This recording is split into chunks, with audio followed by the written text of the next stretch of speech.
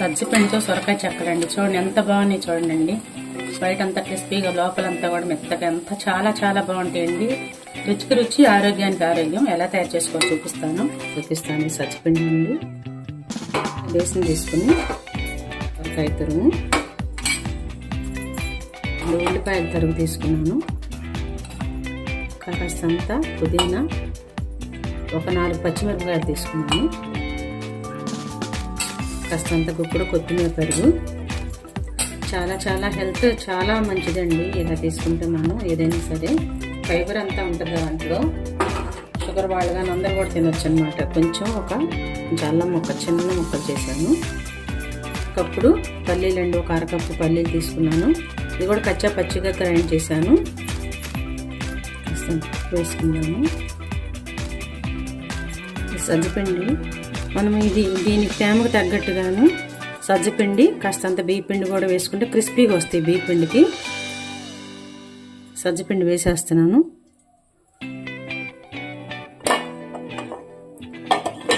పచ్చగా పచ్చిమిరపకాయలు వేసుకోవచ్చండి, లేదంటే కొంచెం కారం కూడా వేసుకోవచ్చు. కొంచెం కారం కూడా వేస్తున్నాను. స్పూను జీలకర్ర కూడా వేస్తున్నాను. ఇవన్నీ కూడా మనము కలుపుకోవాలి బాగా. ఈ సొరకాయలో వీటిలో బాగా తేమ ఉంటుంది. ఆ తేమకు సరిపోని మనం పిండిలు కలుపుకోవాలన్నమాట. బియ్యపిండి కూడా వేస్తున్నాను. ఒక 1/2 కప్పు వేసానండి. వాటర్ ఏం అవసరం లేదు, దీనిలోని వాటర్ వచ్చేస్తుంది మనకి. ఒక 2 స్పూన్లు నూనె కూడా వేద్దాము. పిండి బాగా ప్రెస్ చేస్తూ కలపాలి. వాటర్ పోయకూడదు అనమాట. వాటర్ పోసిన కొద్దీ లూజ్ అయిపోయి బాగా ఆయిల్ తీసేసుకుంటే, ఇంత గట్టిగా ఉంటే చక్కగా ఆయిల్ అవి కూడా తీయమన్నమాట. చూడండి చక్కగా కలిసిపోయింది పిండి. చాలా చాలా విటమిన్స్ ఉంటాయి, మనకి మినరల్స్ ఉంటాయి, కాన్స్టిపేషన్ రాకుండా ఉంటుంది అనమాట. ఇలా వేసుకుంటే పిండి కవర్ తీసుకుని కవర్ మీద చేసేసుకోవటం అనమాట.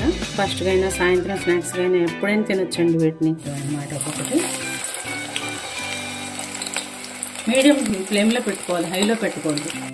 చక్క చేసుకుని ఇప్పుడు ఒకేలాగా కాకుండా ఇలా కూడా మనం తయారు చేసుకుని తినొచ్చు అనమాట. ఇట్లా అన్నీ ఒకసారి కవర్ మీద చేసేసుకుని వేసేసుకుంటే తొందరగా అయిపోతాయి. ఆయిల్లో వేసుకుని అన్నీ కూడా వెంటనే తిప్పకూడదు, కొంచెం ఆగి తిప్పాలి. వెంటనే తిప్పితే అవన్నీ కూడా ముక్కలు అయిపోతాయి. సిమ్లోకి మీడియంలోకి అడ్జస్ట్ చేసుకుంటూ మంటని చక్కగా కాల్చుకోవాలి ఈవెన్గా, 2 వైపులా కూడా. మరి హైలో పెడితే లోపల ఉడకదండి, పైపైన మాడిపోతాయి. చక్కగా వేగిపోయినాయి. గట్టిగా కలిపాము కాబట్టి పెద్దగా ఆయిల్ కూడా తీసుకోవటం లేదు.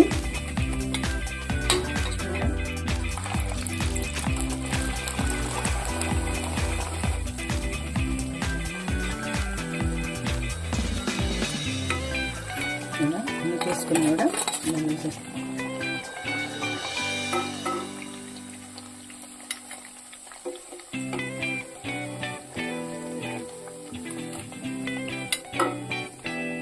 అన్నీ అలా ఈవెన్గా కాల్చుకొని తీసేసుకోవాలి. ఇలా వేయించినవన్నీ కూడా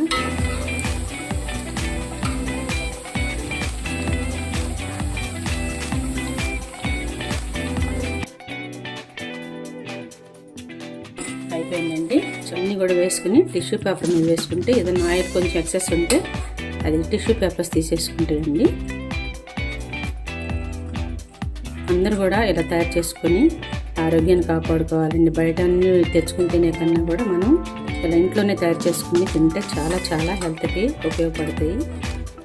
మీరందరూ కూడా ఇలా తయారు చేసుకుని ఎలా ఉందని కామెంట్ పెట్టండి. మీకు నచ్చితే షేర్ చేయండి. సొరకాయ సజ్జపిండితో చెప్పాలన్నమాట. ఎమ్మీగా ఉన్నాయండి, చాలా టేస్ట్గా ఉన్నాయి.